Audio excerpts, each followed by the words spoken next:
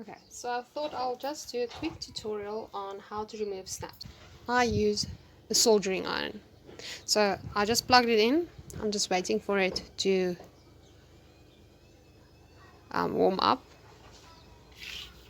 Now the idea is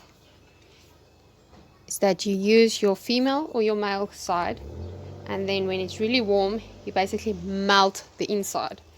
And it comes out really smooth, no damaging to your fabric. And I just prefer it this way. So let's see.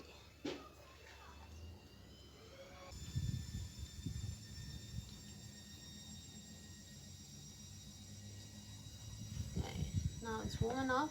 I just hold it there till it melts into the middle.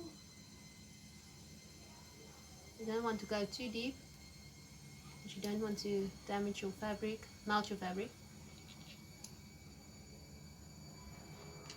That's it. And it came right off. Just that will dry out, and then you can just remove that. There you go. Plug it out.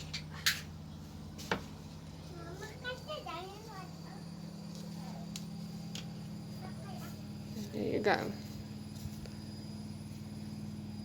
Nice and smooth, no damage to the fabric, and I can just reinsert some snaps.